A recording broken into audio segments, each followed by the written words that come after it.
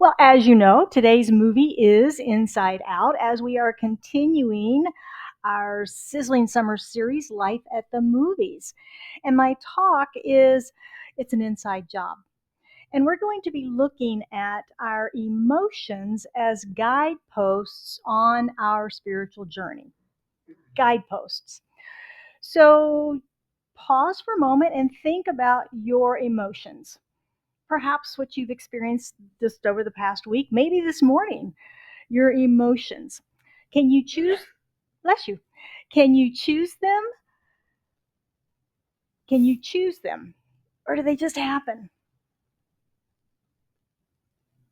Ah, without giving too much away about the movie, we heard from Bev, and I'm going to add to that a little bit. The lead emotion is joy. And she's got blue hair. She's got a yellow dress. She's got a big smile, and she's always happy. And she lives in Riley's head, the preteen. And her idea of life for Riley, I was going to say life of Riley, life for Riley, is that she's happy, she's joyful, she's positive all the time. And it's Joy's job to make sure that happens. And she's actually pretty good at it, turning things around to see the positive side. She's a good science minder, right? Yeah, we do that. But can we program our thoughts to be joyful, positive, and happy all the time? What about balance? What about all those other emotions we have?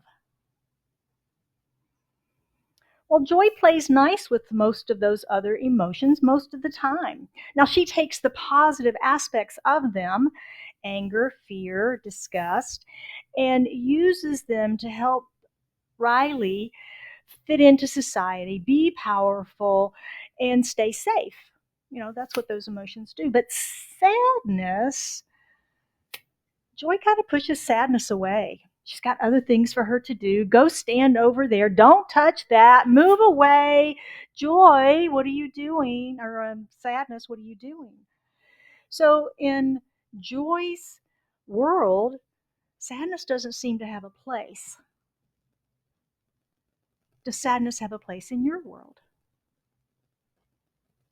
Does sadness have a place in your world? Now, the science of mind, we know if we've been studying, is an affirmative teaching. It's a positive teaching. And there sometimes doesn't seem to be much room for negative emotions. And when we experience them in our lives, it can present us with a bit of a spiritual conundrum. Oh my, I shouldn't feel angry. I shouldn't feel disgust. I shouldn't be afraid. I should be positive and joy filled all the time. A spiritual conundrum. It can seem that there's an expectation that we're supposed to just be happy all the time. Personally, I happen to like being happy and positive all the time. Now, I don't know about you, but that's my preferred state of being. I like that one. But I do experience the other ones sometimes. What do I do with those? What do I do with those? Sadness, anger, disgust, fear. It's part of being human, isn't it? Does anybody not feel those? Okay, good. Just making sure. When we can look at them as guideposts, as feedback for our spiritual journey, they help us to grow and expand on that journey, grow and expand our experience. Our founder is Dr. Ernest Holmes, author of The Science of Mind and Text, and also the founder of Centers for Spiritual Living. And he had a very popular saying, change your thinking, change your life. You've probably heard that once or twice. But how do we change our thinking? How do we do that? Aren't thoughts kind of automatic? Anybody ever tried to meditate? They seem kind of automatic at that point, don't they? It's like, okay.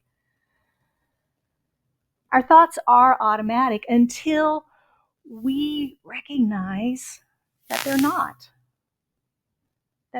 That we have some influence there. I talk frequently about the law of circulation in our lives because I think it's a dominant law of our lives. We see it in everything from our breathing and respiration to our financial good, to our relationships, and even in our thoughts. Even in our thoughts. Our feelings come from our thoughts. Our emotions are then the physiological results of our thoughts, cause and effect, circulation. So once we begin to understand that we can change our thinking, the next question, of course, is, well, okay, fine, great. How can I do that? You stand there and say, change my thinking, it'll change my life. That's great. How do I do that? What are my tools to do that with? We have to know what we're thinking before we can change it, don't we? We have to know. We can't change something we don't know about. And that's where our emotions become those guideposts for us. We simply work the process backwards. The emotions that we experience are the manifestations of our feelings. And our feelings are these patterns in consciousness that we have created over time through our habitual thinking. So we've got the emotions, the consciousness, which is the patterns and the feelings, and then we've got the thoughts that create that. So that's the working backwards and working forwards. I have some examples for us. Got a slide for this, Joe. Maybe you've got an emotion that you feel when you see someone standing on the corner holding a sign and asking for money. Do you roll down the window immediately and hand them a handful of cash? Do you feel compassion? Do you feel guilt? Do you feel doubt? Do you feel fear? There's an automatic emotion that usually comes up when we have that situation occur. What if you have planned a beautiful dinner at a fancy restaurant and you go in and you're expecting soft music and conversation, and the table next to you is a family with 3 rowdy toddlers and things go crazy? How do you feel? What's your emotion? You get on an airplane on a flight from Phoenix to New York City, and here comes mom with the infant, and she sits down next to you. What are your emotions in that moment? What are you feeling? We've all had these experiences, have we not? We all have an emotional reaction to those experiences. Those emotional reactions are based on the patterns in consciousness that we have built through our thoughts about them, whether they're our chosen thoughts about them or whether there is some race consciousness around those thoughts about them. They're there. They're there. And the manifestation is the guidepost. The emotion is the guidepost for you for what you've got back there that's in there that we may not otherwise be conscious of, right? Our consistent thought forms a pattern of feelings that results in those emotional responses. So working backwards from those is a way that we can influence our thinking to have have different, let's say, emotional responses. You saw the anger emotion in the clip. Could he have made different choices rather than DEFCON 3? It's a wonderful representation of what happens. Some people have zero tolerance for things, and that anger emotion just, the top goes off and the fire shoots out of the head and the whole thing, right? That comes from that programming, those thoughts. Have we ever had experiences in our lives where perhaps anger was out of control? Fear was out of control? Would you like to have a different experience? Yes, usually we would. Usually we would. When anger arises, notice the emotion and ask yourself, why am I angry? What about this is making me angry? What do I think about this that's making me angry? Why am I afraid? Why am I feeling disgust? Why am I feeling joy? We might want to plug that one in a little more firmly, right? Understanding the positive feelings that we have, the positive emotions that we have also that serve us well, knowing how'd I get there? I'm feeling joy. I want to feel it again, but I don't know how I got here. So the same process works, going back and finding the thoughts that bring us joy, that give us that emotion of joy, of happiness. Now, a lot of times when we ask this question, the first thing is, they did it. They made me mad. They scared me. That situation just disgusts me. Oh, that makes me so joyful. To be at Scottsdale Center for Spiritual Living every Sunday morning makes me so joyful. We're blaming something for this, aren't we?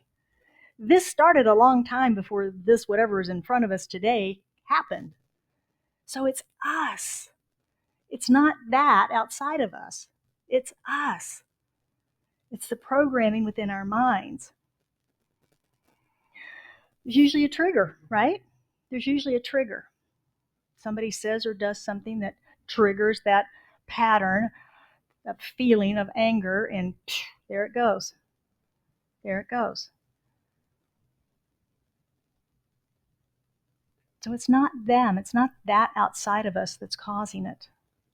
It's our pattern in our consciousness that we have built and crafted and created over time that is simply manifesting as we believe, right? It's manifesting as we believe. We must change the thought to change the pattern, to change the emotional manifestation.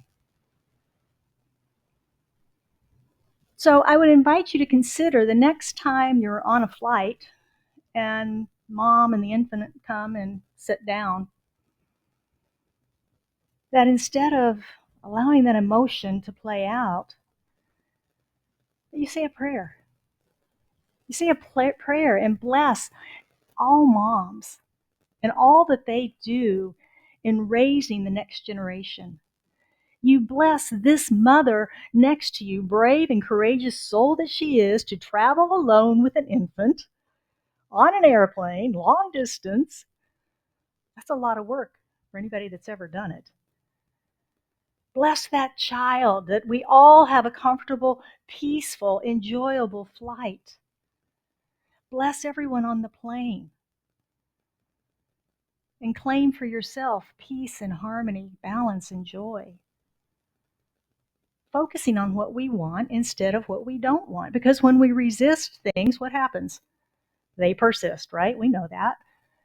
And so when we have that same program response that we've had all the time, we continue to attract that into our lives all the time. We have to break it. We have to break that attraction. When we can notice our emotional reactions and begin to work backwards and find those thoughts, we can change the thoughts, we can build the new patterns. And as we continue to do this, we'll eventually dissolve those old patterns and create new ones that perhaps serve us better and serve the world better, help us to heal the world through our contribution to consciousness.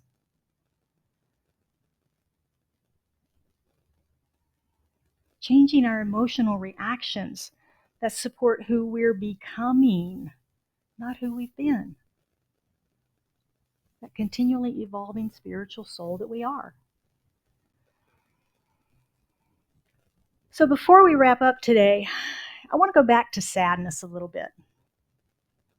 As I said earlier, Science of Mind is an affirmative, positive teaching, and it's an inclusive teaching, and it includes all of our emotions. All of our emotions make us who we are because they're based on our thinking, and our thinking is the individualized expression of who we are. We all think differently in this room. We may have some common ideas and beliefs and shared opinions and so forth, but we all actually think differently. We all think differently, and that makes us individuals. That makes us who we are. Ernest Holmes talks a lot in The Science of Mind about the negative effects of emotions, particularly on our bodies. We're a healing teaching, right? Anybody heard of Louise Hay? You Can Heal Your Life. She has a whole book of cause and effect. This is going on. This is what's happening. Do this instead. And it's all related to body. So Ernest talked about that. And it's backed by science, believe it or not. It's all backed by science. We know that our thoughts are transmitted by neurotransmitters and neurochemicals in our brains, and that neurochemicals are also responsible for emotions. Deepak Chopra says, wherever thought goes, a chemical goes with it. That was a profound statement to me. Wherever a thought goes, a chemical goes with it. You've heard of dopamine? Dopamine is the feel-good chemical. Oxytocin is the love hormone. And our own old favorite cortisol, right? The stress hormone, fight or flight, is activated. According to Dr. Janice Vilhauer, thinking and brain chemistry is a two-way street. While our thoughts influence your brain, or your thoughts influence your brain chemistry also influences your thoughts.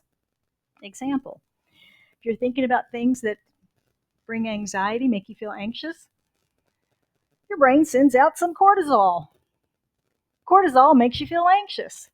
So you think more anxious thoughts. You get some more cortisol. Cortisol makes you feel anxious. Law of circulation. What we focus on expands. So that's the way it works in our minds, right? It's a feedback loop.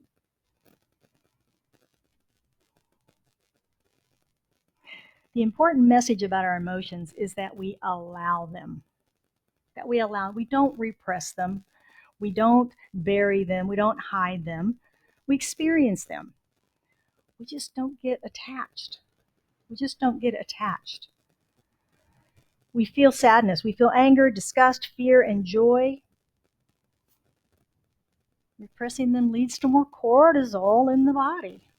So we need to feel them. Let them pass.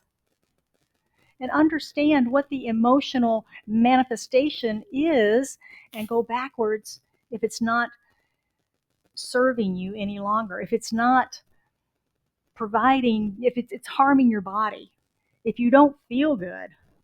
Because I'm so stressed, I'm so angry, I'm so afraid. And if you don't feel good in your body, that's a guidepost. That's a sign that says, hey, what are you thinking and sending all those chemicals through me? Ouch. So we notice our emotional reactions and when they're not producing positive effects, not creating peace in our lives, we're losing friends. It's time to do some serious thinking about backing up and finding those thoughts and transforming them in our lives. All of our emotions have a purpose. All of our emotions have a purpose, and they are each guideposts on this spiritual awakening. They reflect to the self, showing us the way to forever change our thinking and change our lives. That's what they're here for. And we can choose how we're going to experience them through choosing our thoughts, through changing our thinking. So, if you would like to study these life-changing principles, I invite you to sign up for our Mindful Monday newsletter. It comes out on Monday mornings. You can sign up with the QR code on the not on the website, but you can send me an email, or you can sign up in the lobby. And it's a recap of today's talk and the practices we're going to talk about in just a minute that you can use and apply in your life so that you can begin to apply this teaching in everything that you do. So your spiritual practice this week is, here's your sign. Here's your sign. Pay close attention to any emotional reaction that you have this week, whether it's joy, anger, disgust, sadness, And ask yourself why you're feeling that emotion. Why am I feeling angry? Why am I feeling fear? What's going on with me? Notice what happens in your mind and body when you feel fear, when you feel anger. What's going on? Do you tense? Do you get loud? Do you get quiet? Heart race? What's going on? What goes on when you feel joy? Do you even notice when you feel joy? What happens physiologically in your body when you feel joy or joyful? So notice that and imagine the neurochemicals that are flowing through your body with that emotion. Anybody ever gotten really angry or frustrated and you could feel your blood pressure going up? Yeah, that's a big physiological response, isn't it? Only because of our emotions. Only because of our emotions. So notice if it's uncomfortable or unpleasant. Notice if it's joyful and choose and affirm that thought or a new thought. As I said, Science of Mind is an affirmative teaching. And I want to close with an affirmation this morning. This is straight out of the Science of Mind. I am joy, peace, and happiness. I am the spirit of joy within me. I am the spirit of peace within me, of poise and of power. I am the spirit of happiness within me. I radiate life. I am life. There is one life, and that life is God, and that life is my life now. And so it is. All right. Repeat that 100 times every day, and you'll have a fabulous week. I promise. All right, it's your turn. We open the microphone for questions, comments, suggestions, ideas, complaints, whatever it might be. Anyone have anything they would like to comment on or question this morning? Lori, good morning. Oh, goodness. I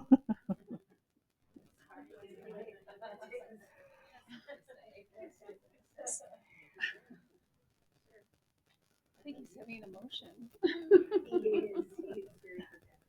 um, so I've learned and taught that emotions have a purpose. Mhm. They're a part of our system for a reason. They're not just inconvenient, unpleasant, anger, fear, all that. And that they're there for us to use, pay attention to, get curious about, to look at the situation about, okay, well, why am I getting angry? And usually it's because somebody's crossed a boundary, somebody's done something that's not okay with you. So today's practicing for the week, I'm curious about uh, thanks, Joe. Running from the uncomfortable or unpleasantness because it's uncomfortable or unpleasant without using the information that we're being given by that emotion. Mm-hmm. I think I got you. I think I got that. So the idea of rather than what I'm referring to is when the emotion is one that is negatively impacting you, your physicality, or those around you. And is there a better way to experience that? We can experience anger. I'm not saying anger is wrong. I'm just saying it depends on how we're experiencing it. Our little character, the little red anger character in the show. Yeah, I mean, pretty expressive anger with the top blowing off with fire and all of that. It's like, does that serve us? Follow up.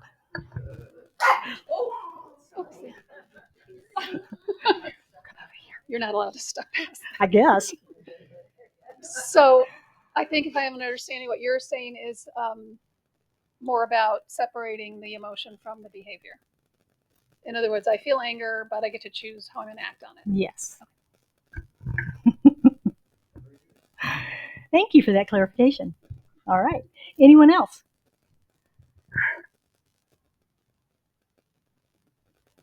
No? Bev? I just want to add one more thought about the movie. The song we played before the movie was Healing the World. Heal the World, uh-huh. And one of the things that came out of that Greater Good Science webinar was that this first movie, I think it came out 2 years ago, has been used around the world by all counselors. There is a crisis, a global crisis with children and teenagers. They're confused, they're scared, and this movie is healing the world. Awesome. Awesome. Yeah, I've had several people who have taken children and grandchildren to the second one that's out now. I have not seen it, and talk about what wonderful conversations come out of that for um, counseling teens, because it's Riley's growing up. She's a teenager, I guess, in the second one. She's preteen here. The end of the movie is really cute, and then the little things after the end of the movie, we have to stay and watch those. Those are really cute too. But yeah, it's really really well done from that standpoint. And I assumed there were psychologists involved consulting, but that confirmation is good, because it's very powerful in what they have in it. Some one-liners. They've got the train of thought, which is a choo-choo train. They have the subconscious, where the troublemakers go.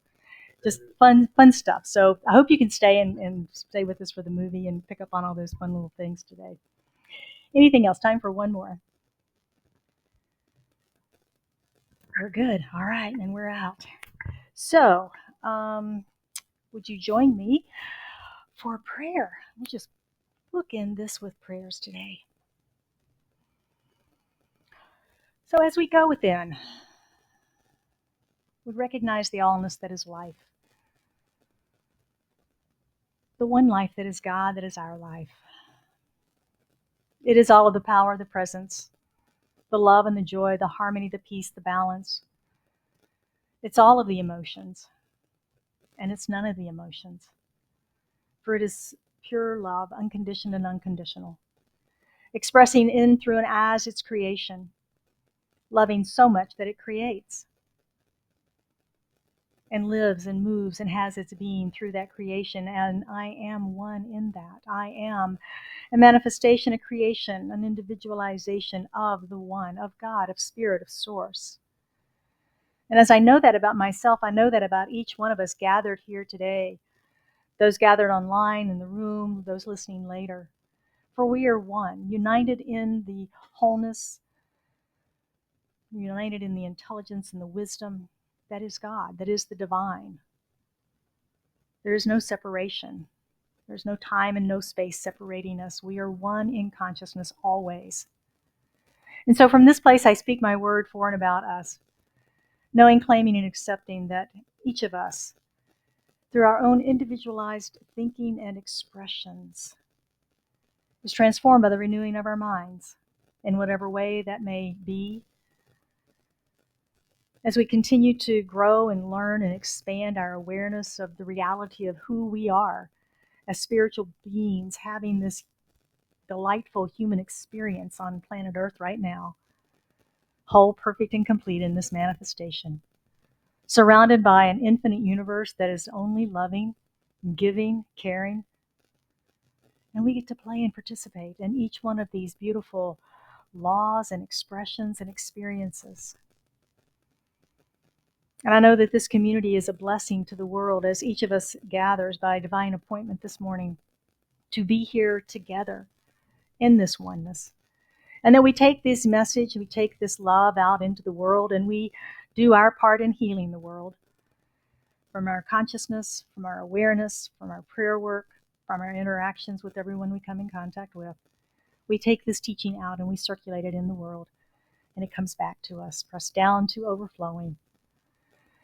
And I know for anyone that has anything on their heart this day they seek prayer for, as they raise it and lift it into the consciousness of this prayer, that we surround it with our love, with our joy, with our peace and our harmony. And we know a manifestation right here and right now, whether it's a healing, whether it's circulation, whether it's abundance, whether it's joy, whether it's relationship or health. All of the good of God is right here now present. It is with a grateful heart that I release this and let it be. I know that it is already made manifest. It is done in the mind of God. It is done in our life now. And we affirm this truth together by saying, and so it is.